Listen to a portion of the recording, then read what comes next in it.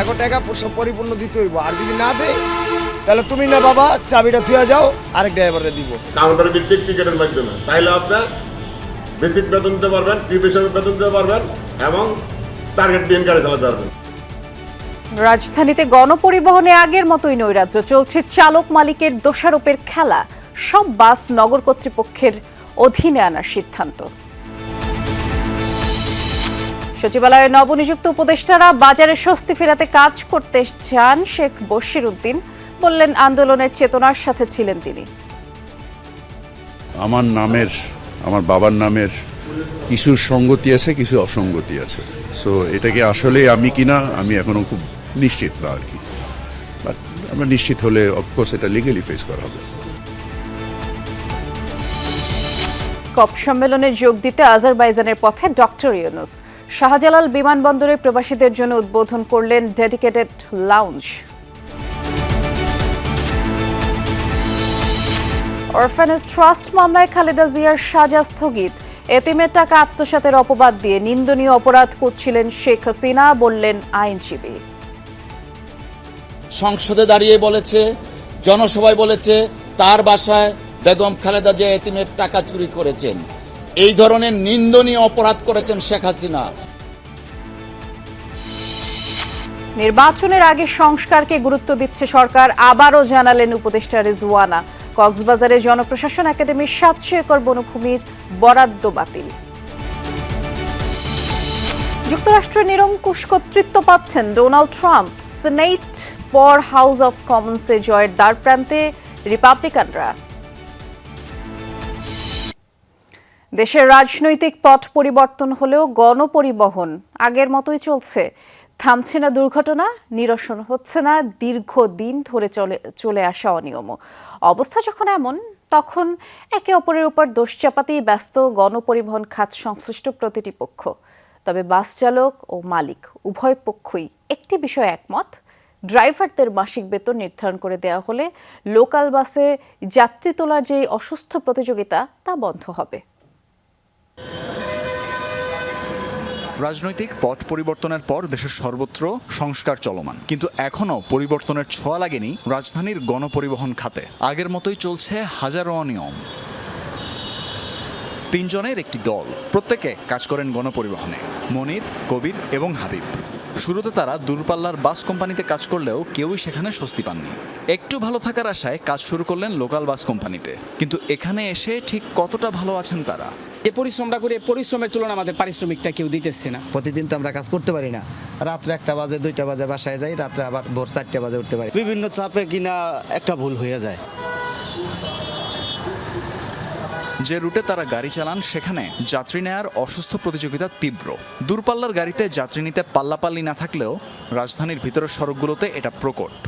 যাত্রী, মালিক প্লাস আর্থিক আমাদের উপরে সবার প্রেশার দেয় আছে। যেখানে গাড়ি লাগবে 60টা গাড়ি হলে রোডটা কভার হয়, সেখানে গাড়ি আছে 260। পিছনে গাড়িটা আসতেছে, ওরে আমি যাতা দিয়ে ধরলাম।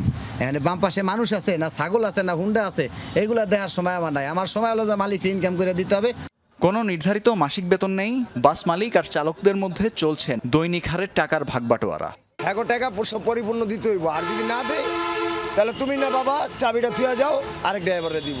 এই গাড়িটা 10 মিনিট আগে ছাড়ছে, আরেকটা গাড়ি পিছনের 10 মিনিট পরে ছাড়লে কিন্তু আর রোডে গাড়িটা ভাড়াবাড়ি হবে না। মহাজনগণ মনে করেন আমরা ইনকাম বেশি দিতে হয়, ওই যে কয় তার চান্দা লাগে না, তাহলে এখানে কিছু ধরে দে। এমন অবস্থায় কম বিপদে নেই সড়কে থাকা পথচারী আর যাত্রীরা। মালিক সমিতি আছে, তাদের দোষ এটা। তারাই এটা একটা করছে, ওরা 2 টাকা কামানোর জন্য লাইসেন্স ছাড়া এই যে গাড়ি যাইতেছে, দেন কি অবস্থা, ইন্ডিকেটার নাই, ব্রেক নাই, কিচ্ছু নাই, গাড়ি উড়া দুরা চালা ক্যাম্পে টাকা কামাইবে, সেই দান্ডা থাকে। বিভিন্ন চাপে ড্রাইভার হেল্পারদের নাকাল হওয়ার দশা হলেও মালিক পক্ষরা উল্টো তাদের উপরই দায় চাপান। ড্রাইভার ইনকাম করে সারাদিন গাড়ি চালা, যে টাকাটা তারা খরচ বাদ দিয়ে, তেল খরচ বাদ দিয়ে, তারপর তাদের বেতন রাখা, খাওয়ার খরচ বাদ দিয়া, তারপরে তারা মালিক রেখে যতটুকু টিকে দর কষাকষি করে দেওয়া হয়। 200 টাকা বেশি চালে ওটা জারি নেই যে আপনি চাবি আপনি বুঝে নেন, আমরা গাড়ি চালাবো, আপনি পারলে অন্য ভালো ড্রাইভার দিয়ে দেন, তখন মালিকের জিম্মি, মালিক তো গাড়ি চালাতে পারে না। তবে মাসিক বেতন বেঁধে দেওয়ার পক্ষে বাস মালিক আর চালকরা। এরপরও কেন এটা কার্যকর হচ্ছে না? গাড়ি চালাতে বাংলাদেশে ঢাকা শহরে আপনার কাউন্টার ভিত্তিক টিকিটের মাধ্যমে, তাইলে আপনার বেসিক বেতন দিতে পারবেন, টিপ হিসেবে বেতন দিতে পারবেন এবং টার্গেট বিহীন গাড়ি চালাতে পারবেন। বিদ্যমান সংকট নিরসনে সব পক্ষের সমন্বয়ের উপর জোর দিয়েছে বিআরটিএ। ড্রাইভারদের তাড়াহুড়া থাকে, তাদের এই টাকাটা ইনকাম করার জন্য পরিবহন কোম্পানির যে মালিকরা তাদেরকে নিয়ে আমি বসবো এবং তারা অবশ্যই এটার একটা ইয়েতে আসতে হবে যে ড্রাইভারদেরকে বেতনভুক্ত করতে হবে, তাদেরকে দৈনিক ভিত্তিতে দিয়ে গাড়ি চালানো যাবে না। দেশের সর্বত্র যে সংস্কার প্রক্রিয়া চলমান তার ছোঁয়া লাগবে গণপরিবহন ব্যবস্থায়, এমনটাই আশা সবার।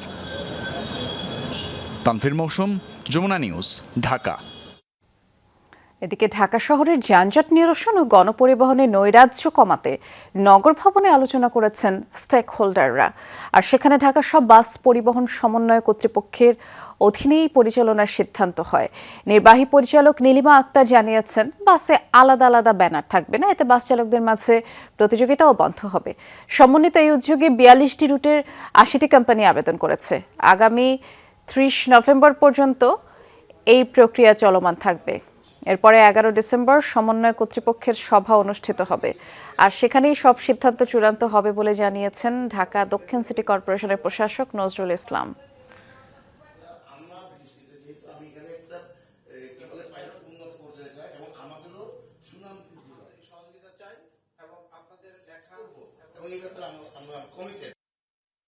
এবং তাদের নির্দিষ্ট রুট থাকবে এবং আমরা র্যাপিড পাস সিস্টেমে এবং পেমেন্ট সিস্টেমে, অনলাইন সিস্টেমে চলে যাব, ইলেকট্রনিক সিস্টেমে, যাতে এখানে খুব বেশি প্রতিযোগিতার এবং ড্রাইভারদের মধ্যে, হেল্পারদের মধ্যে ওই সমস্যাগুলো না হয়। এই সভাটি এবং এই বৈঠকটি কভার করেছেন আমাদের সহকর্মী তানফির মৌসুম। আমরা একটু বিস্তারিত তার কাছ থেকে জানবার চেষ্টা করছি। এই যে যানজট নিরসন নিয়ে আজকে তো একটি বৈঠকও হয়ে গেল, কি কি সিদ্ধান্ত উঠে আসলো একটু আমাদেরকে বিস্তারিত করে জানাবেন তানফির।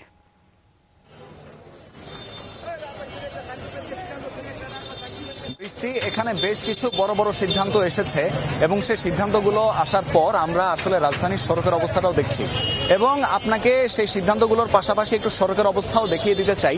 আমি এখন রয়েছি রাজধানীর গুলিস্তান এলাকায় এবং সেখানে আমরা দেখতে পাচ্ছি যে আসলে এই যে নৈরাজ্য বা বিশৃঙ্খলা, সেই বিশৃঙ্খলা কিন্তু এখনো কমছে না এবং মূলত সেই বিশৃঙ্খলা কমানোর জন্যই কিন্তু আজকে ঢাকা দক্ষিণের নগর ভবনে এই যে বাস রুট রেশনালাইজেশনের 29তম সভাটি অনুষ্ঠিত হয়ে গেল। এখানে কিন্তু বলা হয়েছে যে অনেকগুলো আমরা যে বাস কোম্পানি দেখি, সে বাস কোম্পানির আলাদা আলাদা কোনো ব্যানার থাকবে না এবং সেখানে মূলত সবগুলো বাসই চলবে ঢাকা নগর পরিবহন এই ব্যানারের অধীনে। অর্থাৎ একটি কেন্দ্রীয় ব্যানার থাকবে, সে ব্যানারের অধীনে যেসব বাস মালিকরা রয়েছেন, বেসরকারি বাস মালিক, তারাই মূলত এই বাসগুলোর তারা সরবরাহ করবেন এবং সেখানে তারা বিভিন্ন রুটে রুটে যাবেন এবং এর মধ্যে আমরা জানি এবং এর মধ্যে বলা হয়েছে যে ঢাকা শহরে মোট রুট আছে 42টি। সে 42টি রুটে এখন পর্যন্ত মোট 80টি বাস কোম্পানি তাদের এই বাস চলাচলের জন্য আবেদন জানিয়েছে এবং সেই অনুযায়ী বেশ কিছু কাজ হবে এবং এই যে এত বাস, এতগুলো কোম্পানি, সেগুলোর যে সক্ষমতা, সে সক্ষমতা নিয়েও আলোচনা হয়েছে। পরবর্তী সভাটি এক্ষেত্রে হবে 11 ডিসেম্বর হবে এবং সেখানে আজকের সভায় যেসব সিদ্ধান্ত নিয়ে আলোচনা হয়েছে সেগুলোর চূড়ান্ত রূপ তখন আমরা দেখতে পাবো এবং এখানে অনলাইন পেমেন্ট ব্যবস্থার কথা বলা হয়েছে বাস র্যাপিড পাসের কথাও এবং এই সিস্টেমগুলোকেও পরবর্তীতে আনা হবে এই কারণেই যেন ড্রাইভারদের মধ্যে, দুটি বাসের মধ্যে যেন আর কোনো রেষারেষি না থাকে। যেমনটি আমরা এখন গুলিস্তানে আছি, আমরা দেখতে পাচ্ছি যে সামনের দিকে সড়কের সম্মুখ ভাগটি সম্পূর্ণ খালি থাকলেও বাসগুলো কিন্তু কোনো বাসই যাচ্ছে না, প্রত্যেকটি বাসই কিন্তু যাত্রী নেওয়ার জন্য এখানে দাঁড়িয়ে আছে এবং যাত্রী নেওয়ার কারণে, দাঁড়িয়ে থাকার কারণে আমরা যেটি দেখতে পাচ্ছি ঠিক সেইখানেই কিন্তু আমরা দেখছি যে আমাদের ঠিক পিছনে আসলে প্রচুর পরিমাণ বাসের যে জটলা, সেই জটলা লেগে গেছে এবং অথচ বাসের এই জটলা লাগার কিন্তু কোনো কথা ছিল না, কারণ ঠিক সামনেই আমরা দেখেছি যে বাস যে রাস্তাটি রয়েছে সেটি সম্পূর্ণ ফাঁকা এবং এই যে রাস্তাঘাটের যে অচল অবস্থা, সেই অচল অবস্থাকে কাটিয়ে উঠতেই কিন্তু এই সভাটি আসলে অনুষ্ঠিত হয়েছে। এজন্যই ধন্যবাদ বিস্তারিত জানানোর জন্য। নবনিযুক্ত বাণিজ্য উপদেষ্টা শেখ বশিরউদ্দিন বলেছেন, তিনি কোনো মামলার আসামি কিনা তা জানা নেই, কেননা এজাহারে পিতার নামে মিল নেই। শেখ বশির আরও বলেছেন, যদি তার আসামি হওয়ার বিষয়ে কোনো তথ্য প্রমাণ পাওয়া যায় তাহলে আইনগত আইনগতভাবে এ বিষয়ে ব্যবস্থা নেবেন। বাণিজ্য উপদেষ্টা দাবি করেছেন, ছাত্র আন্দোলনের চেতনার সাথে তিনি ছিলেন। আশ্বাস দেন বাজারে স্বস্তি ফেরাতে কাজ করবেন। আর ব্যবসায়ী হিসেবে সকল কার্যক্রম থেকে অব্যাহতি নিয়েছেন বলেও জানিয়েছেন নতুন এই উপদেষ্টা। কোনো প্রতিষ্ঠানের প্রতিনিধিত্ব করতে নয়, বরং মানুষের জন্য কাজ করতেই দায়িত্বে এসেছেন বলেও জানান বাণিজ্য উপদেষ্টা। আমি খুব ভালো জানি না, আমাদের লিগ্যাল টিম ব্যাপারটা দেখছে। ওখানে আমার বাবার নামের কিছু সঙ্গতি আছে, কিছু অসঙ্গতি আছে। সো এটাকে আসলে আমি কিনা আমি এখনো খুব নিশ্চিত না আর কি। বাট আমরা নিশ্চিত হলে অফকোর্স এটা লিগেলি ফেস করা হবে।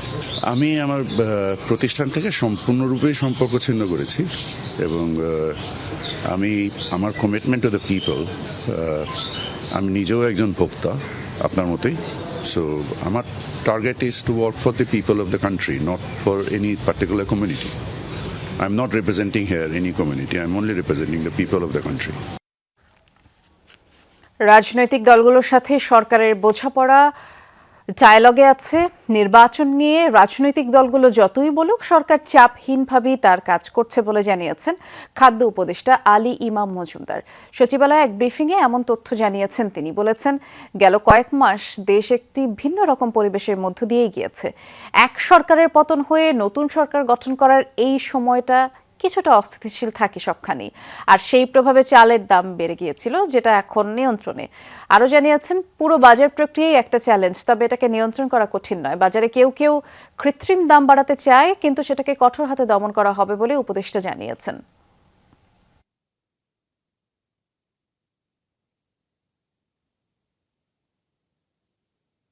মাননীয় প্রধান উপদেষ্টা বলেছেন, রাজনৈতিক দলগুলি কনফিডেন্স আছে, তাদের সাথে ডায়ালগে সরকার আছে, কোনো অসুবিধা হচ্ছে। উত্তরাঞ্চল কিন্তু আমাদের আসলে ফুড বাস্কেট, আপনারা জানেন। তো এখানে যদি উত্তরাঞ্চলে যদি আমনটা যদি সেফলি আল্লাহর মধ্যে তুলে ফেলতে পারে, তাহলে আশা করছি যে আমরা বড় রকম কোনো সংকট হবে না, আমরা কাটাই উঠতে পারবো। আওয়ামী লীগ, বিএনপি বা জামায়াত, আমি কোনো দলের নই, আমি শুধু আমার। মন্ত্রণালয়ের প্রথম কার্যদিবসে সাংবাদিকদের প্রশ্নে এই উত্তর দিয়েছেন নবনিযুক্ত সংস্কৃতি উপদেষ্টা মোস্তফা সরওয়ার ফারুকী। তিনি বলেছেন, জুলাই অভ্যুত্থান সফল না হলে আজ জেলে থাকতে হতো তাকে। তিনি বললেন, শিল্পীর কোনো দল নেই। আরও জানান, অন্তর্বর্তী সরকার শিল্প সংস্কৃতি চর্চায় বাধা হবে না, তবে যারা শিল্প চর্চা করছে তাদেরও সচেতন হতে হবে। ফারুকী বলেছেন, বিপ্লবের চেতনা বুঝতে হবে। জুলাই হত্যাকাণ্ডের প্রথম কাতারের অপরাধীদের বাঁচাতেই পঞ্চম কাতারের অপরাধীরা যদি কাজ করে, তাহলে সমস্যা হবে, সেটাই স্বাভাবিক। জানান, একা কোনো কিছু করা সম্ভব না, সবাইকে নিয়েই কাজ করার কথা বলেছেন ফারুকী। আরও বললেন, নতুন বাংলাদেশের ন্যারেটিভ ফিল্ম ছাড়া পূরণ করা সম্ভব না।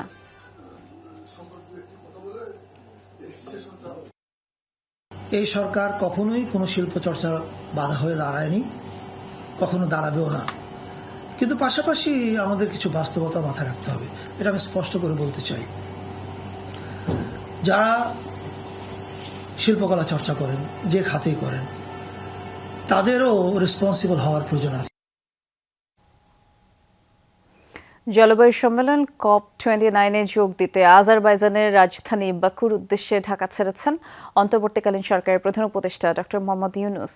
এর আগে হযরত শাহজালাল আন্তর্জাতিক বিমানবন্দরে অভিবাসী শ্রমিকদের জন্য একটি বিশেষ লাউঞ্জ উদ্বোধন করেছেন তিনি।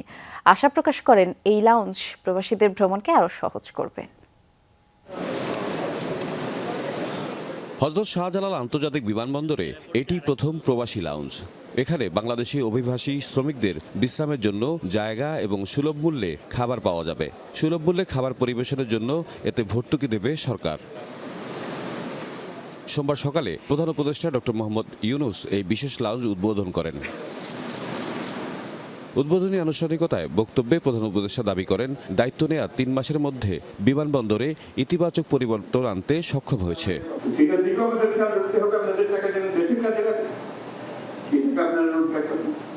আপনাদের যে প্রাপ্য, যে সম্মান, সেই সম্মানটুকু যেন জাতি দিতে পারে, সেই সম্মানটুকু দেওয়ার জন্য আজকে প্রথম পদক্ষেপ হল।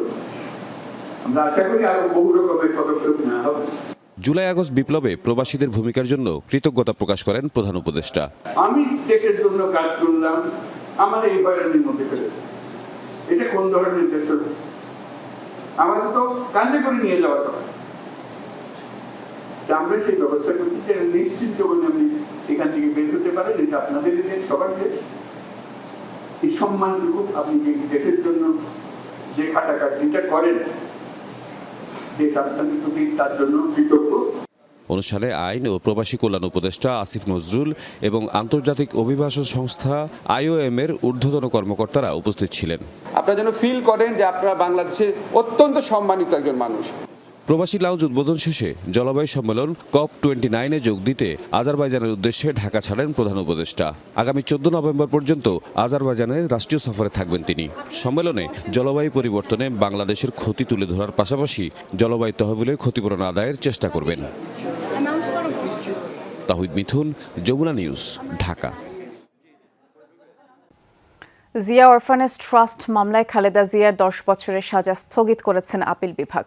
সোমবার ভারপ্রাপ্ত প্রধান বিচারপতি আশফাকুল ইসলামের নেতৃত্বাধীন 3 সদস্যের আপিল বিভাগ এই আদেশ দিয়েছেন। এদিকে কোনো তথ্য প্রমাণ না থাকলেও রাজনৈতিক কারণে বিএনপি চেয়ারপারসনকে সাজা দেওয়া হয়েছিল বলে জানিয়েছেন তার আইনজীবী জয়নুল আবেদিন। এ সময় ব্যারিস্টার কায়সার কামাল বলেছেন, খালেদা জিয়া এতিমের টাকা আত্মসাৎ করেছেন এমন বক্তব্য দিয়ে নিন্দনীয় অপরাধ করেছে শেখ হাসিনা। জিয়া অরফানেজ ট্রাস্ট মামলা নিয়ে রাজনীতিতে জল ঘোলা কম হয়নি। খোদ সাবেক প্রধানমন্ত্রী শেখ হাসিনা বহুবার বলেছেন এতিমের টাকা মেরে খেয়েছেন খালেদা জিয়া। সংসদে দাঁড়িয়ে নানাভাবে এবং সংসদের বাইরে আওয়ামী লীগের নেতারা এ নিয়ে কটাক্ষ করেছেন বিএনপি নেত্রীকে। 2018 সালের 8 ফেব্রুয়ারি এই মামলার দায় নিয়ে তাকে যেতে হয়েছিল কারাগারে। আমাদের কথা বলতে দেওয়া হয় না, মাননীয় স্পিকার।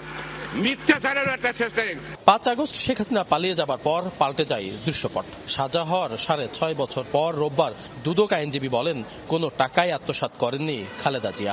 সোমবার খালাসের অনুমতি দিয়ে বিএনপি চেয়ারপারসনের 10 বছরের সাজা স্থগিত করে দেন সর্বোচ্চ আদালত। এই যে সাজাগুলো দেওয়া হয়েছে, এই সাজাগুলোর মধ্যে যে মামলায় সাজা দেওয়া হয়েছে, প্রাথমিক থেকে আমরা বলতে পারি যে মামলায় সাজা দেওয়া হয়েছে এটা একটা ফরমাইশি জাজমেন্ট। প্রথম জাজমেন্টটাই একটা ফরমাইশি জাজমেন্ট এবং সেই ফরমাইশি জাজমেন্টটাকেই এই আপিল আমাদের অনারেবল হাইকোর্ট ডিভিশন তারা আবার আরেকটা ফরমাইশ সরকারের নির্দেশে হাইকোর্ট ডিভিশন আদেশ দিয়েছেন। এদিকে জিয়া চ্যারিটেবল ট্রাস্ট মামলায় খালাস চেয়ে সাবেক এই প্রধানমন্ত্রীর আপিল শুনানির প্রস্তুতি চলছে বলে জানিয়েছেন তার আইনজীবীরা। ফ্যাসিস্ট রেজিমের পলাতক হাসিনা সংসদে দাঁড়িয়ে বলেছে, জনসভায় বলেছে তার বাসায় বেগম খালেদা জিয়া এতিমের টাকা চুরি করেছেন। এই ধরনের নিন্দনীয় অপরাধ করেছেন শেখ হাসিনা। হাইকোর্ট বিভাগ 5 বছরের সাজা বাড়িয়ে 10 বছর করেছিল, সেটিও স্থগিত হয়েছে।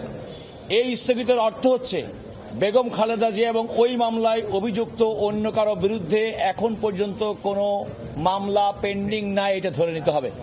জিয়া অরফানেজ ও চ্যারিটেবল ট্রাস্ট মামলায় 17 বছরের কারাদণ্ড দেয়া হয় বেগম খালেদা জিয়াকে। এর মধ্যে 2 বছর 1 মাস 17 দিন জেল খাটেন তিনি। এ সময় একাধিকবার জামিন চেয়ে আদালতের দ্বারে দ্বারে ঘুরলেও জামিন মেলেনি।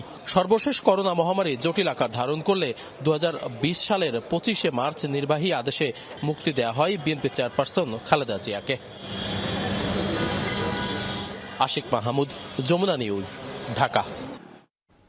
অতি দ্রুত নির্বাচনের দাবি করেছেন বিএনপি স্থায়ী কমিটির সদস্য হাফিজ উদ্দিন আহমেদ। বিপ্লব ও সংহতি দিবস স্মরণে ঢাকা রিপোর্টার্স ইউনিটি মিলনায়তনে মুক্তিযোদ্ধা দলের আলোচনা সভায় এই দাবি তিনি জানিয়েছেন। অন্তর্বর্তী সরকারকে উদ্দেশ্য করে বিএনপি নেতা বলেছেন তাদের প্রধান কাজ ছিল সুষ্ঠু নির্বাচনের মাধ্যমে জনপ্রতিনিধিদের হাতে ক্ষমতা হস্তান্তর করা, কিন্তু যে যায় লঙ্কায় সেই হয় রাবণ। অন্তর্বর্তী সরকারের অবস্থা দেখে তাই মনে হচ্ছে বলে মন্তব্য করলেন মেজর হাফিজ। বলেছেন তারা 20 বছর ক্ষমতায় থাকতে চায়।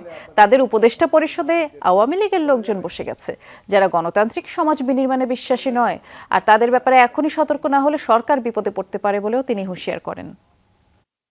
সাধারণ মানুষ বোঝে সেই ভাষায় কথা বলেন। অতি অল্প সময়ের মধ্যে নির্বাচনী সংস্কার করে নির্বাচন দেন, বাকি সংস্কার করবে নির্বাচিত প্রতিনিধিরা।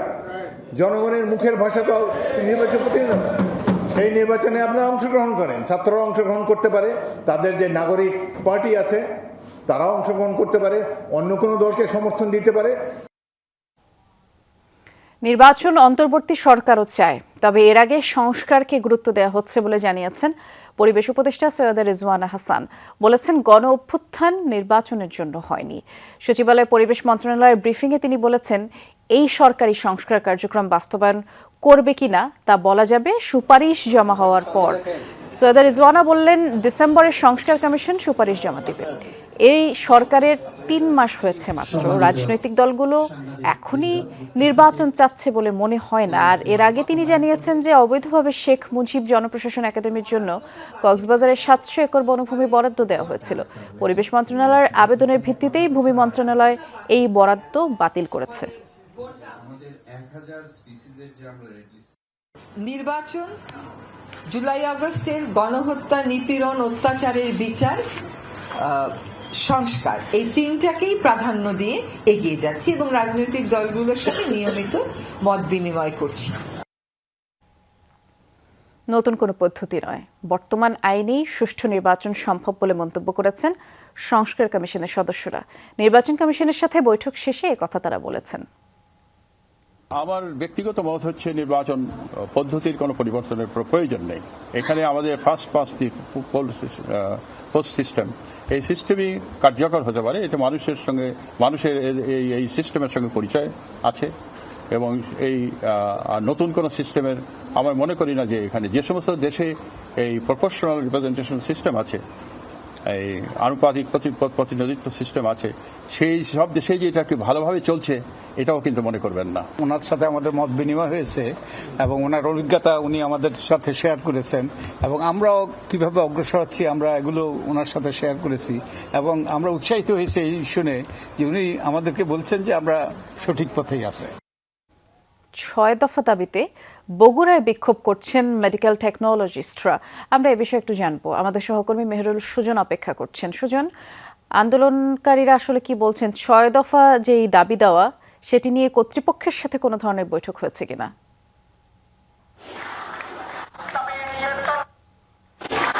বৃষ্টি বিকেল একেবারে সকাল 9টার পর থেকে মোটামুটি এখন দুপুর 2:30 পার হয়ে গেছে।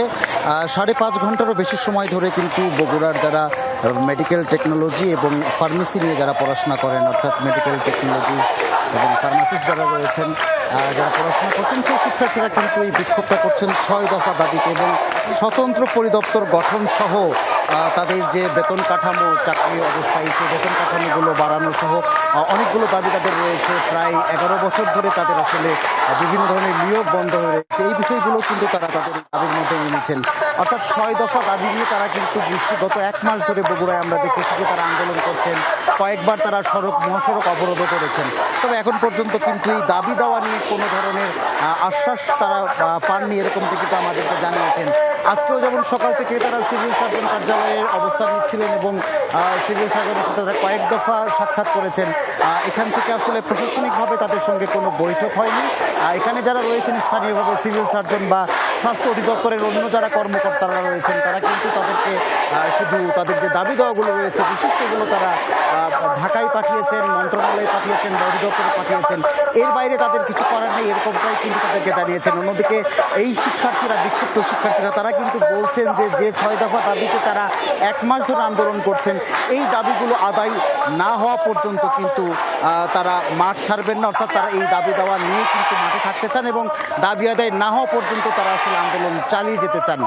এবং আজকের যে ঘেরাও কর্মসূচি ছিল, এরপরে তারা আজকে নতুন কর্মসূচি হয়তো ঘোষণা করবে এই কর্মসূচি শেষ হলে। শুনছিলাম, বিস্তারিত জানাচ্ছিলেন। ধন্যবাদ সুজন।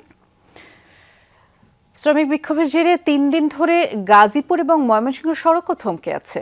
বকেয়া বেতনের দাবিতে পোশাক শ্রমিকদের অবরোধের মুখে প্রায় 12 কিলোমিটার এলাকা জুড়েই যানজট দেখা দিয়েছে। এতে করে চরম ভোগান্তিতে পড়েছেন যাত্রী ও চালকরা। শ্রমিক বিক্ষোভের জেরে গাজীপুরের 46টি কারখানা বন্ধ ঘোষণা করেছে কর্তৃপক্ষ। ব্যস্ত কর্মদিবসে অচল সড়ক, স্থবির হয়ে পড়েছে ব্যস্ততম মহাসড়কে যান চলাচল। টানা 3 দিন ধরে বন্ধ গাজীপুরের সড়ক মহাসড়ক। বকেয়া বেতনের দাবিতে ঢাকা ময়মনসিংহ মহাসড়কের মোগরখাল এলাকায় TMZ গ্রুপের 6টি পোশাক কারখানার শ্রমিকরা অবস্থান নিলে বন্ধ হয়ে যায় যান চলাচল। এতে চরম দুর্ভোগে যাত্রীরা। রাস্তা ভোগান্তি দিতেছে, হাইডা চালাতেছে, যাত্রা করতেছে। অনেকের অসুস্থ রোগী যারা, তারা অনেক বিপদ করতেছে। মোটর গাড়ি চালায় ভাত খাই। এই যে আজকে 4 দিন যাবত রাস্তাঘাট বন্ধ, আমরা কিভাবে চলি, কেমনে বাল বাচ্চারা আহার যোগাই, সেটা তো মনে করেন যে আমাদের খুব কষ্ট হয়ে যাচ্ছে। বাচ্চা কাচ্চা রাস্তায় অনেকক্ষণ লম্বা সময় গাড়িতে থাকলে অনেক জায়গায় অনেকের কাছে খবর হয়েছে তারা অসুস্থ হয়ে যাচ্ছে। সেক্ষেত্রে আমরা এখন খুব বিপদের মধ্যে আছি। পরিবহনগুলো বিকল্প 3টি পথে যাতায়াত করছে। চন্দ্রা আশুলিয়া, গাজীপুর চৌরাস্তা হয়ে পুবাইল নারায়ণগঞ্জ এবং কাপাসিয়া নরসিংদী হয়ে কিছু গাড়ি চলছে। এছাড়া ভোগড়া বাইপাস ও জয়দেবপুর থেকে বনমালা হয়েও চলাচল করছে অনেকে। এতে ভাড়া গুনতে হচ্ছে দ্বিগুণ, বেড়েছে ভোগান্তি। অনেকে উপায়ন্তর না দেখে পায়ে হেঁটেই রওনা হয়েছেন গন্তব্যে। আজকে 9টা থেকে আসতেছি, আব্দুল্লাহপুর থেকে হাইটে আসছি। কখনো অটো আসতেছে 10 টাকার বার 80 টাকা। 80 টাকায় তো শুধু সমাধান নয়, মানুষ মনে করেন আসারই তো সংকটাপন্ন। 2-3 ঘন্টা যাবত হারতাছি, আমরা হাইটা বেড়াচ্ছি, কোনো একটা গাড়ি পাচ্ছি না। এই যে রাস্তাঘাটে আন্দোলন এইটা হেডা, সরকার কোনো কিছু করতেছে না। তবে বিকল্প উপায় না থাকায় ময়মনসিংহ থেকে ঢাকাগামী পরিবহনগুলোকে মাঝপথেই যাত্রী নামিয়ে আবার ফিরে যেতে হচ্ছে। গাড়ি ঢাকা পর্যন্ত পৌঁছবে না। এখানে আমার মেয়ে তো যাবে হলো এই চকবাজার, তাকে যদি চৌরাস্তা নামাই দেওয়া হয় তাহলে এই মেয়েটা একলা ওখানে যাবে কি করে? এক সিঙ্গেল আইসি 3 দিন আগে 300 টাকা বেতন, 3000 টাকা খরচ, 2700 টাকা ঋণ, এ টাকা কে দিব আমাকে? 3 দিনেও বিক্ষোভকারীদের সড়ক থেকে সরাতে পারেনি আইন শৃঙ্খলা রক্ষা বাহিনী। আমাদের 3 মাসের বেতন দেওয়া হচ্ছে না, আমার ঘরে খাবার নাই, খুব কষ্টে আছে আমরা। এখানে সেনাবাহিনী আইসি, সেনাবাহিনী বুঝাইছে কিন্তু টাকা না দিলে কেউ রাস্তা ছাড়বে না, টাকা দিলে পরে রাস্তা ছাড়বে। যে কোনো বিক্ষোভ বা আন্দোলনে বারবার মহাসড়ক অবরোধ ও যাত্রীদের জিম্মির ঘটনায় ক্ষোভ জানিয়েছেন এই পথে চলাচলকারীরা। জারিন অর্নি, যমুনা নিউজ। শিল্পপতি শেখ বশিরকে অন্তর্বর্তী সরকারের বাণিজ্য এবং পাট ও বস্ত্র মন্ত্রণালয়ের উপদেষ্টা নিযুক্তির প্রতিবাদে যশোরে বিক্ষোভ মিছিল করেছে বৈষম্য বিরোধী ছাত্র আন্দোলন। রোববার রাতে শহরের দড়াটানা থেকে বিক্ষোভ মিছিল বের করেন বৈষম্য বিরোধী ছাত্র আন্দোলনের নেতাকর্মীরা। পরে ভৈরব চত্বরে একটি সমাবেশ হয়। বিক্ষুব্ধরা এ সময় দাবি করেন, অভ্যুত্থানের সময় শেখ বশির ছাত্র জনতার বিপক্ষে ছিলেন, তাই তাকে উপদেষ্টা করে আন্দোলনে নিহতদের রক্তের সাথে বেইমানি করা হয়েছে।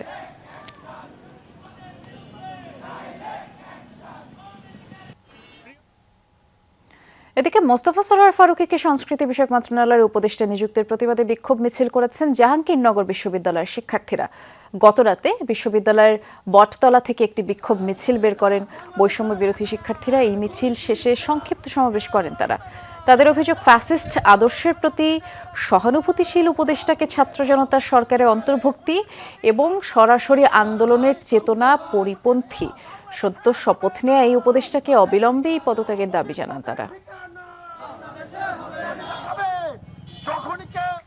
নতুন 4 মামলায় গ্রেফতার দেখিয়ে কারাগারে পাঠানো হয়েছে আওয়ামী সরকারের সাবেক মন্ত্রী ডাক্তার দীপুমণি, রাশেদ খান মেনন, শাহজাহান খান, সাবেক এমপি আহমেদ হোসেন, আব্দুস সোবহান গোলাপ সহ 8 জনকে সকালে ঢাকার চিফ মেট্রোপলিটন ম্যাজিস্ট্রেট আদালতে হাজির করে তাদেরকে গ্রেফতার দেখানোর আবেদন করা হয়। পরে শুনানি শেষে গ্রেফতার দেখিয়ে তাদের কারাগারে পাঠানোর আদেশ দেন আদালত। এর মধ্যে যাত্রাবাড়ি থানার রফিকুল হত্যা মামলায় গ্রেফতার দেখানো হয়েছে আহমদ হোসেনকে। পল্টন থানার হত্যা মামলায় গ্রেফতার দেখানো হয় দীপুমণি, রাশেদ খান মেনন, শাহজাহান খান, আব্দুস সোবহান গোলাপ ও আওয়ামী লীগের সাবেক সাংগঠনিক সম্পাদক আহমেদ হোসেন, সাবেক আইজিপি চৌধুরী আব্দুল্লাহ আল মামুন, রেজাউল করিম ও কবির হোসেন মিঠুকে। এছাড়া মিরপুরের 2 মামলায় গ্রেফতার দেখানো হয় চৌধুরী আব্দুল্লাহ আল মামুনকে। উনার যখন ক্ষমতায় ছিল তখন তো ওনারা চিন্তা করে নাই। উনার তো এর থেকে আর খারাপ অবস্থায় আসামিদেরকে ডান্ডা বেড়ে দিয়ে নিয়ে আসছে এবং আসামিদেরকে হাঁটাইয়া 7 তলা 8 তলায় নিয়ে আসছে। তো তখন যখন ক্ষমতা থাকে তখন তাদের থাকে একরকম মুখের ভাষা, আর যখন আসামি হয় তখন তার মুখের ভাষা থাকে আরেক রকম। বাংলাদেশের তারা সাবেক মন্ত্রী, এমপি এবং অসুস্থ এবং সিনিয়র সিটিজেন, তাদেরকে বারবার রিমান্ড চাওয়া হচ্ছে, শুনানি দেখানো হচ্ছে। এতে আইনের সুস্পষ্ট লঙ্ঘন, মানবাধিকার লঙ্ঘন এবং সংবিধানেরও লঙ্ঘন আমরা বিজ্ঞ আদালতের দৃষ্টি আকর্ষণ করেছি। রাউজান থানায় দায়ের করা অস্ত্র মামলায় চট্টগ্রাম 6 আসনের সাবেক সংসদ সদস্য এবিএম ফজলে করিম চৌধুরীর 3 দিনের রিমান্ড মঞ্জুর করেছেন আদালত। সকালে পুলিশ ও সেনাবাহিনী কড়া নিরাপত্তায় আদালতে নেওয়া হয় ফজলে করিমকে। মেট্রোপলিটন ম্যাজিস্ট্রেট কাজী শহীদুল ইসলামের আদালতে 5 দিনের রিমান্ড আবেদন করলে শুনানি শেষে 3 দিন মঞ্জুর হয়। এর আগে গত 17 অক্টোবর নগর ও জেলার আরও 5 মামলায় ফজলে করিম চৌধুরীকে গ্রেপ্তার দেখানোর আদেশ দেয় আদালত। আগামী সপ্তাহের মধ্যেই 40টি নবায়নযোগ্য বিদ্যুৎ প্রকল্প উদ্বোধন করতে যাচ্ছে সরকার, যেগুলোর সর্বমোট উৎপাদন ক্ষমতা হবে 1000 মেগাওয়াট। এই তথ্য জানিয়েছেন বিদ্যুৎ, জ্বালানি ও খনিজ সম্পদ মন্ত্রণালয়ের উপদেষ্টা মোহাম্মদ ফাউজুল কবির খান। সকালে একটি হোটেলে ইনফ্রাস্ট্রাকচার ডেভেলপমেন্ট কোম্পানি লিমিটেড আয়োজিত ছাদে সোলার সিস্টেম ইনস্টলেশন কর্মশালায় এ কথা বলেছেন জ্বালানি উপদেষ্টা। এই কর্মশালায় Bangladesh knitwear manufacturers and exporters association BKME এর সদস্যদের মধ্যে ছাদে সৌর প্রযুক্তির বিষয়ে বিশদ আলোকপাত করা হয়। শিল্প কারখানায় বিদ্যুৎ ঘাটতি কমাতে সহায়ক এই প্রযুক্তির জন্য প্রয়োজনীয় যন্ত্রপাতি আমদানিতে শুল্ক প্রত্যাহার কথা দাবিও জানিয়েছেন BKME এর প্রেসিডেন্ট। জ্বালানি উপদেষ্টা জানিয়েছেন সৌর বিদ্যুৎ সহজলভ্য করতে সরকার কাজ করছে। আমরা নবায়নযোগ্য শক্তির দিকে নজর দিচ্ছি। আশা করছি আগামী সপ্তাহের মধ্যে আমরা 40টি নবায়নযোগ্য বিদ্যুৎ প্রকল্প উদ্বোধন করব। এগুলো জাতীয় গ্রিডের সাথে যুক্ত প্রকল্প হতে যাচ্ছে, যার সর্বমোট ক্যাপাসিটি হবে 1000 মেগাওয়াট।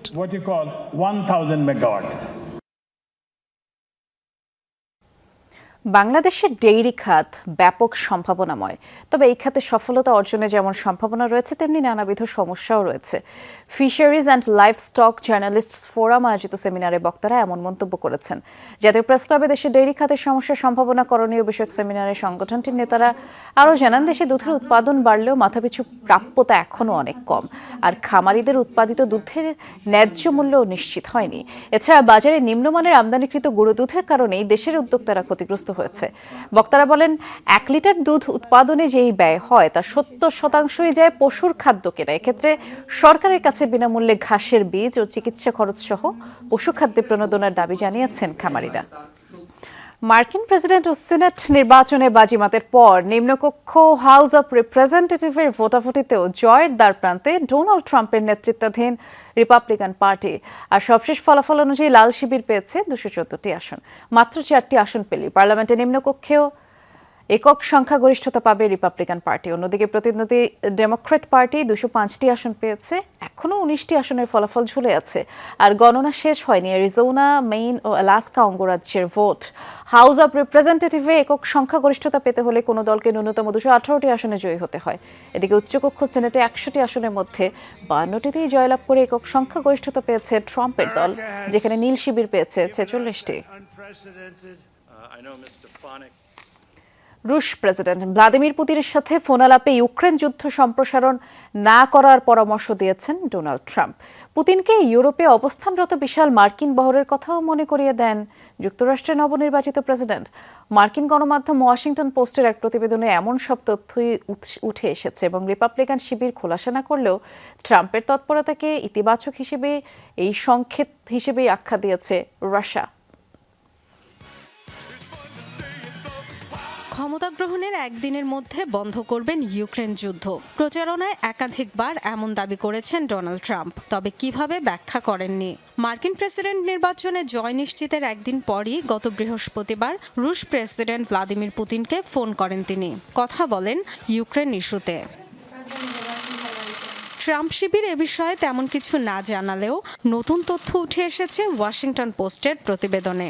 নাম প্রকাশে অনিচ্ছুক কয়েকজন রিপাবলিকান কর্মীর বরাতে জানিয়েছে, পুতিনকে ইউক্রেন যুদ্ধ আর না বাড়ানোর পরামর্শ দিয়েছেন ট্রাম্প। ইউরোপে যুক্তরাষ্ট্রের সামরিক উপস্থিতি নিয়েও সতর্ক করেছেন। ট্রাম্পের তৎপরতাকে রাশিয়া ইতিবাচক দৃষ্টিভঙ্গিতেই দেখছে বলে জানিয়েছে ক্রেমলিন। সব সংকেত ইতিবাচক। অন্তত তিনি শান্তির কথা বলছেন, সংঘাতের কথা নয়। তিনি রাশিয়ার কৌশলগত পরাজয় স্বীকারে বাধ্য করার মতো কিছু বলেননি, আর এখানেই বর্তমান প্রশাসন থেকে তাকে আলাদা বলা যায়। বুধবার পুতিনকে ফোন করার পরপরই ইউক্রেনের প্রেসিডেন্ট ভলোদিমির জেলেনস্কির সাথেও কথা বলেন ট্রাম্প। সে সময় রিপাবলিকান নেতার সাথে ছিলেন ধনকুবের ইলন মাস্কও। 8 ঘন্টা ধরে কথা হয় দুই নেতার। ট্রাম্প শিবির আগেই ইঙ্গিত দিয়েছে, ক্রাইমিয়া সহ হারানো অঞ্চলগুলো পুনরুদ্ধারের আশা ছাড়তে হবে ইউক্রেনকে।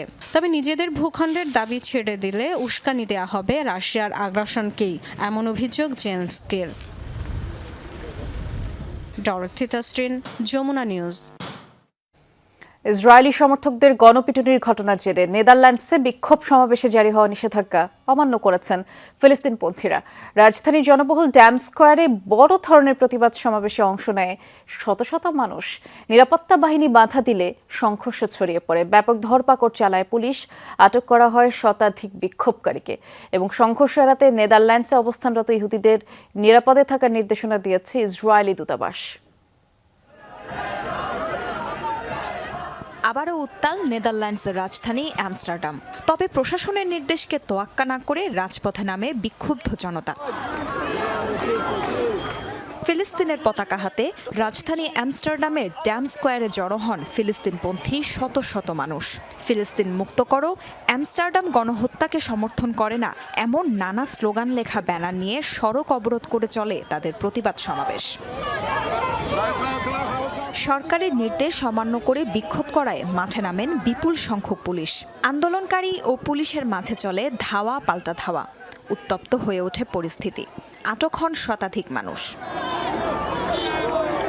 নিরাপত্তা বিবেচনায় আমস্টারডামে অবস্থানরত ইসরায়েলিদের ড্যাম স্কোয়ারে না যাওয়ার পরামর্শ দিয়েছে ইসরায়েল দূতাবাস। ইহুদিদের ওপর হামলার ঘটনার সমালোচনা করেন প্রধানমন্ত্রী বেনিয়ামিন নেতানিয়াহু। ডাচ সরকারের প্রতি তদন্তের আহ্বান জানান তিনি। কুখ্যাত ক্রিস্টালনাক্ট ঘটনার ৮৬ বছর পূর্ণ করলাম। ইহুদিদের উপর নাজি বাহিনী সেদিন যে বর্বর হামলা চালিয়েছিল সেই ঘটনারই আবারও পুনরাবৃত্তি হয়েছে আমস্টারডামের রাস্তায়। কেন তাদের উপর হামলা করা হয়েছে? কারণ তারা ইহুদি। যুগ পাল্টেছে। ৮৬ বছর আগে ইহুদিদের থাকার জায়গা ছিল না, কিন্তু আজ তাদের নিজস্ব ভূখণ্ড আছে। গত সপ্তাহে মাকাবি তেল আবিব ও আয়াক্সের ফুটবল ম্যাচ দেখতে আসা ইসরায়েলিরা স্থানীয়দের কাছে থাকা ফিলিস্তিনি পতাকা ছিঁড়ে ফেললে শুরু হয় উত্তেজনার সূত্রপাত। মুসলিম বিরোধী স্লোগানও দেয় ইহুদিরা। ক্ষুব্ধ হয়ে ওঠে ফিলিস্তিনপন্থীরা, তুমুল সংঘর্ষ হয় দুপক্ষের। এই ঘটনায় তদন্তে ৬২ জনকে আটক করেছিল পুলিশ। তাজরিয়ান সোবহান, যমুনা নিউজ।